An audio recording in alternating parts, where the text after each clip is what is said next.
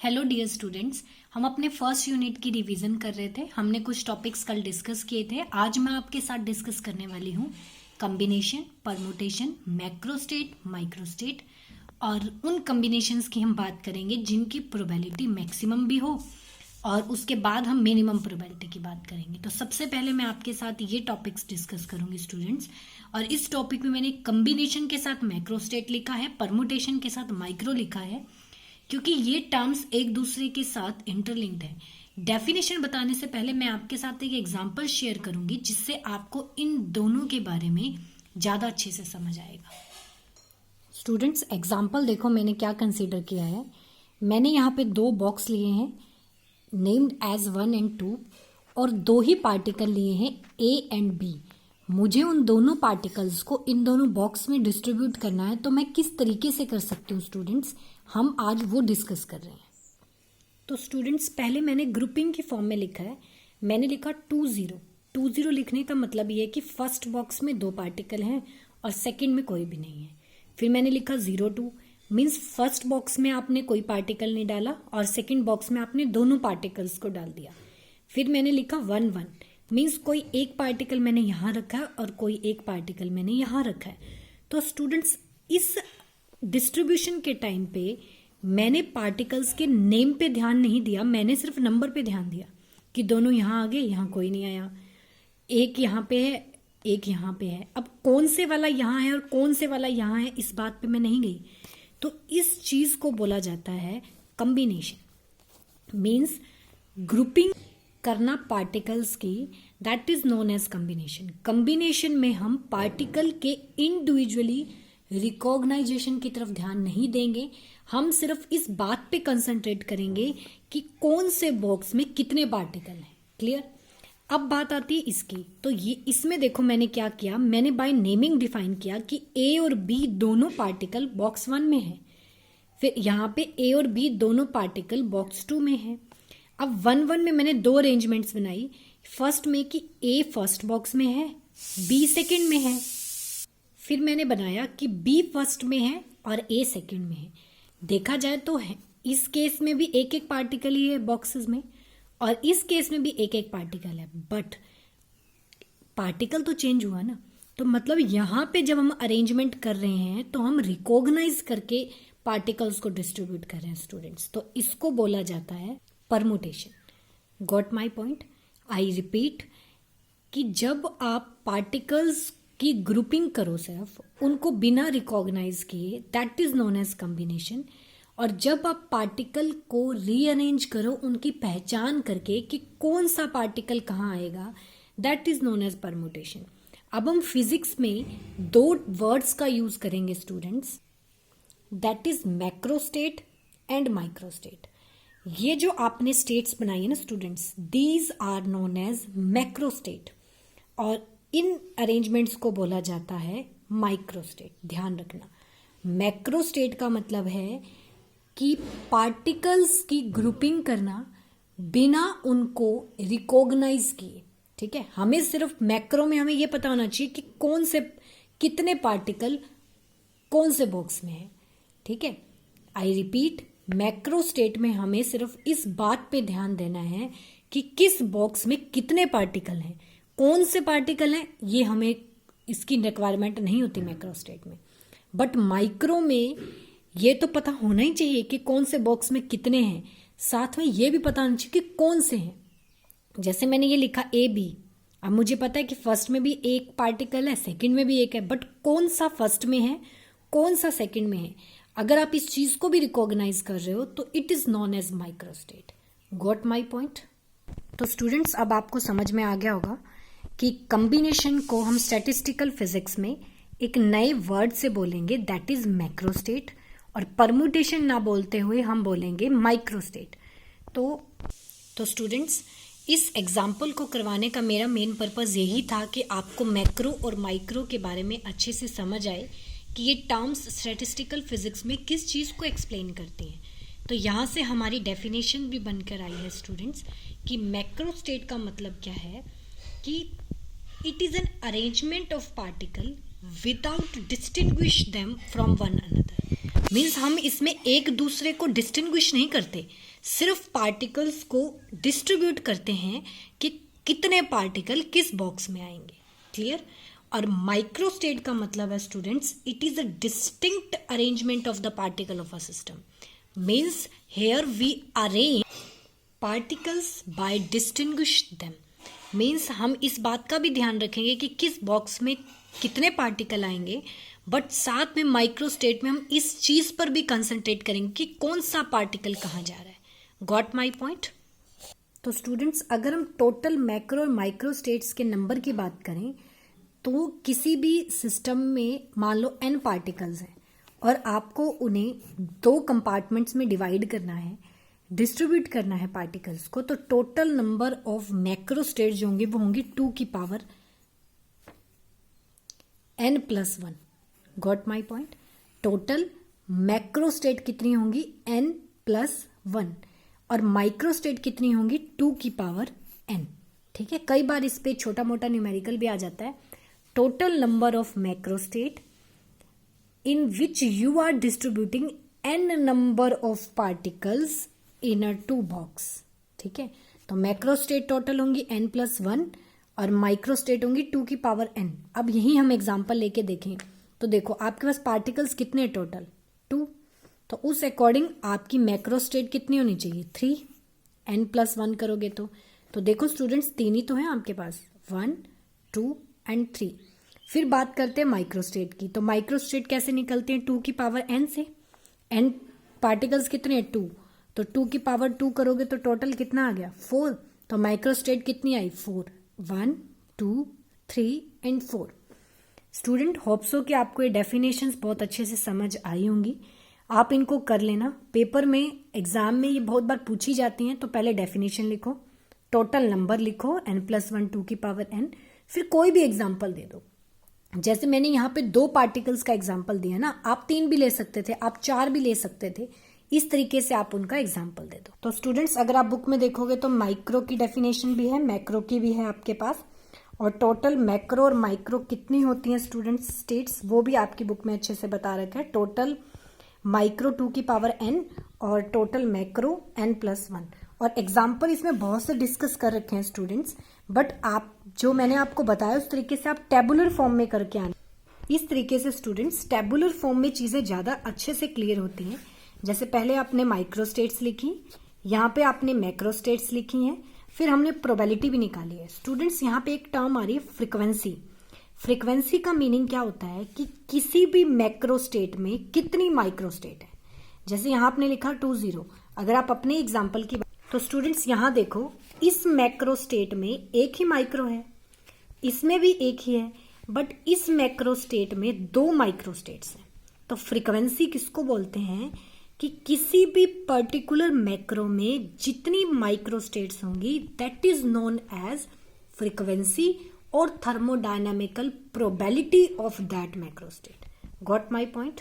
तो उस तरीके से स्टूडेंट्स यहाँ लिखी हुई है 1 1 और यहाँ पे 2 हैं तो यहाँ आपने 2 लिख दिया। Got my point? फिर आगे वो चीजें सेम है, तो आप ऐसे टेबुलर फॉर्म में एग्जांपल दे सकते हो। 2 पार्टिकल्स का भी दे सकते हो आप, और 3 पार्टिकल्स का भी स्टूडेंट्स दे सकते हो इस तरीके से आप। और प्रोबेबिलिटी तो आपको पता ही है, जब भी आप किसी मैक्रो स्टेट की प्रोबेबिलिटी निकालते हो तो डिनोमिनेटर में आपके पास टोटल आएंगी कि पूरे सिस्टम में कितनी माइक्रो स्टेट है। Got my point? तो टोटल देखो कितनी है, 1 2 3 4 5 6 7 8। तो आप देख सकते हो यहाँ पे सबके डिनोमिनेटर में 8 है। ठीक है, और न्यूमरेटर में आता है कि जिस मैक्रो की प्रोबेबिलिटी निकाल रहे हो उसमें कितनी माइक्रो स्टेट है। तो यहाँ देखो 1 3 3 और 1। आई रिपीट कि किसी भी मैक्रो स्टेट की प्रोबेबिलिटी कैसे निकाली जाती है? डिनोमिनेटर में पूरे सिस्टम की माइक्रो स्टेट का नंबर, न्यूमरेटर में जिस मैक्रो की प्रोबेबिलिटी निकालनी है उस मैक्रो में कितनी माइक्रो आ रही है वो नंबर। Got my point? कई बार ये क्वेश्चंस भी आ जाते हैं स्टूडेंट कि distribution of a 2 3 and 4 particle in a 2 box. तो हमने अभी बहुत अच्छे से डिस्कस किया स्टूडेंट्स 2 का, 3 का मैंने आपको इस तरीके से बता दिया, लेकिन इसमें पार्टिकल्स जो लिए हैं मैंने डिस्टिंग्विशेबल लिए हैं, पहचान ली है A B C। ठीक है, वैसे ही बॉक्स अगर जब आप 2 का कर रहे थे तब भी आपने रिकॉग्नाइज करके लिया ए और बी।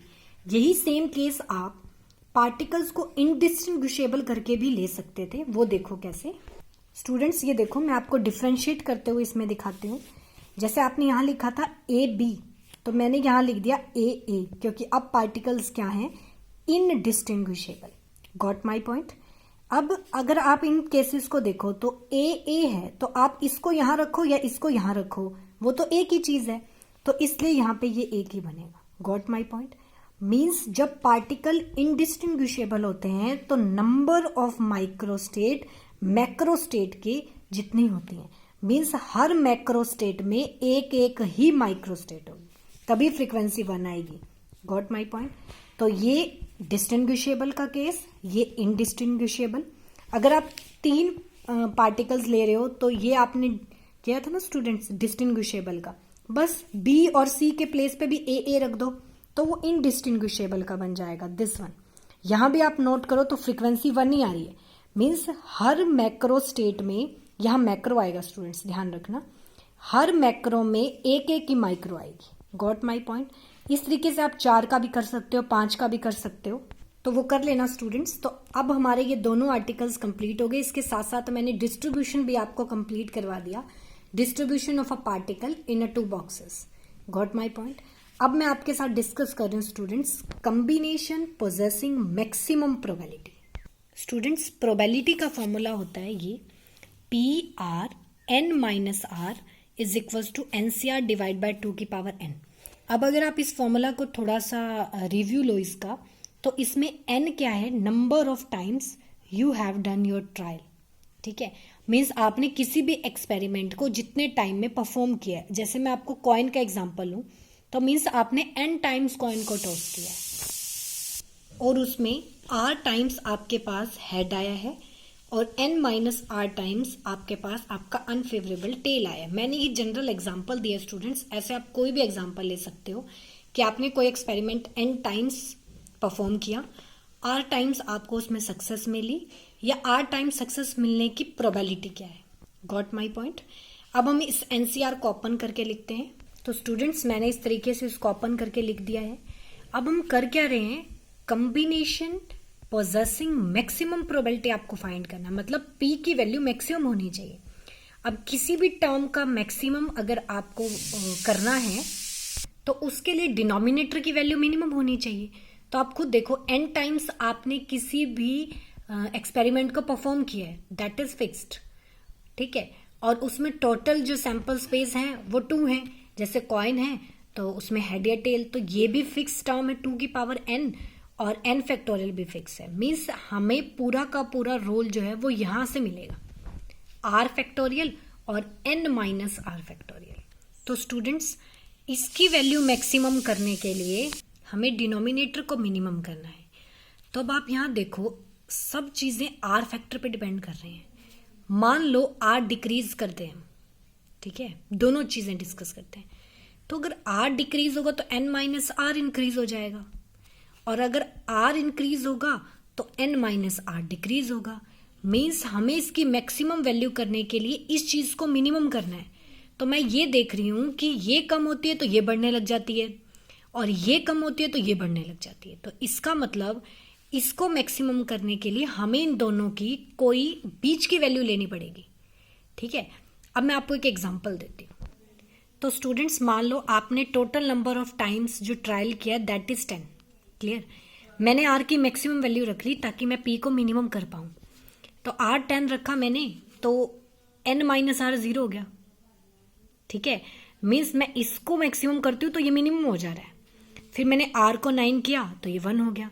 इस तरीके से आप देखते जाओ, जब मैं r को मिनिमम करती हूँ तो ये मैक्सिमम हो जाता है, जब इसको मैक्सिमम करती हूँ तो ये मिनिमम हो जाता है। मीन्स r की एक्सट्रीम वैल्यू के लिए p का सॉल्यूशन तो नहीं हो सकता। तो मैंने r की वैल्यू 5 पे देखा कि ये दोनों वैल्यूज इंटरमीडिएट है।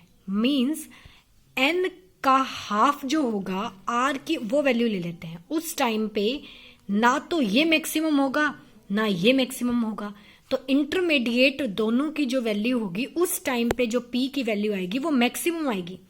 अगर आप उससे ऊपर या नीचे जाओगे तो उस टाइम पे आपके पास पी की वैल्यू कम ही मिलेगी आपको। Got my point? तो मैं पी मैक्स के लिए मैं आर को क्या पुट करूंगी students? R is equals to N by 2। तो स्टूडेंट्स मैंने n बाय 2 पुट कर दिया, फिर इसको मैथमेटिकली सॉल्व किया तो हमारे पास पी मैक्स की वैल्यू ये आ गई। मीन्स जब भी हम कोई एक्सपेरिमेंट परफॉर्म कर रहे हैं तो अगर आप उसको 100 बार कर रहे हो तो उसमें 50-50 होने के चांस सबसे ज्यादा होते हैं। ठीक है, this combination having maximum probability. तो आपको किसी भी न्यूमेरिकल में अगर मैक्सिमम प्रोबेबिलिटी पूछा जाता है तो आप उस टाइम पे सक्सेस रेट को टोटल एक्सपेरिमेंट से हाफ कर दो। अगर 10 बार एक्सपेरिमेंट हुआ है तो आर की वैल्यू 5 ले लो, 50 टाइम्स एक्सपेरिमेंट को परफॉर्म किया है तो आर को 25 ले लो। Got my point? तो ये आर्टिकल भी हमारा स्टूडेंट कंप्लीट हुआ। अब मैं बात करती हूँ कॉम्बिनेशन पोजेसिंग मिनिमम प्रोबेबिलिटी। तो फॉर्मूला तो स्टूडेंट्स मैं वही डिस्कस करूंगी आपके साथ। दिस वन स्टूडेंट्स, फॉर्मूला वही है, आप एग्जाम्पल भी वही लेके चलो, लेकिन पहले मैं पी को मैक्स करना चाह रही थी, अब मैं पी को मिन करना चाह रही हूँ। तो अगर इन दोनों में से एक भी चीज 0 हो जाए, ठीक है, तो दूसरी चीज उस टाइम पे मैक्सिमम होगी। तो देखो आर को 0 करोगे तो उस टाइम पे n माइनस आर मैक्सिमम है। ठीक है, और जब आर मैक्सिमम है तब ये मिनिमम है। तो इन दोनों एक्सट्रीम पॉइंट पे प्रोबेबिलिटी की वैल्यू मिनिमम आएगी। तो हम इस एक्सप्रेशन में आर को या तो 0 पुट कर देते हैं या आर को n पुट कर देते हैं, हमारा सॉल्यूशन सेम आएगा। देखो स्टूडेंट्स कैसे। दिस वन स्टूडेंट्स, मैंने आर को 0 पुट किया तो हमारे पास पी मिनिमम की वैल्यू आ गई 1/2 की पावर n। अगर मैं आर को n पुट करती हूँ तब भी मिनिमम वैल्यू आएगी 1/2 की पावर n। तो स्टूडेंट्स इस तरीके से इसको आप कंप्लीट कर लेना। तो अब हमारा कॉम्बिनेशन पोजेसिंग मिनिमम प्रोबेबिलिटी का आर्टिकल भी हो चुका है। इन पे न्यूमेरिकल भी आते हैं स्टूडेंट्स, मैं आपको एक दिखाती हूँ। दिस वन स्टूडेंट्स, आपके पास 8 कॉइन्स हैं, आपने उनको टॉस किया तो आपसे फर्स्ट क्वेश्चन तो सिंपल है, ये पूछा है कि 5 कॉइन्स में हेड आना चाहिए, ये पूछा है। अब सेकंड और थर्ड मैं आपके साथ डिस्कस कर रही हूँ, the probability of most probable combination. तो इस टाइम पे आप आर की वैल्यू क्या लोगे? 8 कॉइन्स है ना, तो आर की वैल्यू आपको क्या लेनी पड़ेगी? 4। और लिस्ट में आपको आर की वैल्यू या तो 0 लेनी पड़ेगी या 8, और फिर आपके पास मिनिमम प्रोबेबिलिटी तो आएगी 1/2 की पावर n। तो देखो पहले मैं ये डिस्कस करती हूँ मोस्ट प्रोबेबल कॉम्बिनेशन। तो स्टूडेंट्स आर को मैंने n/2 4 आ गया, तो पी मैक्स के लिए मैंने आर को n/2 पुट करके यहाँ से पी मैक्स की वैल्यू निकाल दी स्टूडेंट्स, दिस वन। और लिस्ट के लिए हमारे पास चाहे आप आर को 0 पुट करो स्टूडेंट्स, चाहे आर को n पुट करो, आंसर ये आएगा 1/2 की पावर n। तो लिस्ट प्रोबेबल स्टेट की प्रोबेबिलिटी आपके पास ये आ गई। तो इस तरीके से स्टूडेंट्स मैंने आपके साथ ये दोनों पॉइंट डिस्कस किए। आप चाहो तो इसको भी कर सकते हो, फॉर्मूला तो हमेशा यही रहना है। अब आपको वो पूछना था फर्स्ट पॉइंट में कि हेड आना चाहिए 5 टाइम्स, तो आर की वैल्यू 5 पुट कर दोगे तो आपके पास उसका भी जो प्रोबेबिलिटी एक्सप्रेशन है वो भी आ जाएगा। तो इस तरीके से स्टूडेंट्स इन आर्टिकल्स पे, ये आर्टिकल्स खुद भी एग्जाम में बहुत बार डायरेक्ट पूछे भी जाते हैं और इन पे बेस्ड न्यूमेरिकल भी आते हैं, तो आप इन सबको कंप्लीट कर लेना स्टूडेंट्स। तो स्टूडेंट्स इसमें मैंने जो स्टार्टिंग में बेसिक ऑफ प्रोबेबिलिटी के आर्टिकल्स थे वो सब डिस्कस किए आपसे। 2 मार्क्स की थोड़ी बहुत डेफिनेशंस और भी होंगी, तो उन सबको आप डिस्कस कर लेना। नेक्स्ट लेक्चर में मैं आपके साथ डिस्कस करूंगी कंस्ट्रेंड एंड असेसिबल स्टेट, ये भी 2 मार्क्स का आर्टिकल है। और उसके बाद ये डेरिवेशंस पे आएंगे हम, और ये डेरिवेशन स्टैटिस्टिकल फिजिक्स में हाईली यूज्ड होने वाली डेरिवेशंस है। और इससे पहले वाले मैंने सभी आपके पास जो सब आर्टिकल्स हैं वो डिस्कस कर लिए हैं। अगर आपको फिर भी कोई प्रॉब्लम आए तो आप मुझसे पूछ लेना स्टूडेंट्स। बट ये रिवीजन सेशन चल रहा है तो मैं थोड़ा सा इसको फास्टली ले रही हूँ, क्योंकि हम ये चीज़ें कॉलेज में बहुत अच्छे से कर चुके हैं और बहुत टाइम लगा के कर चुके हैं स्टूडेंट्स। बट फिर भी अगर कोई दिक्कत आए तो आप पूछ लेना। नेक्स्ट रिवीजन लेक्चर में हम कंस्ट्रेंड एंड असेसिबल स्टेट्स के साथ मिलेंगे।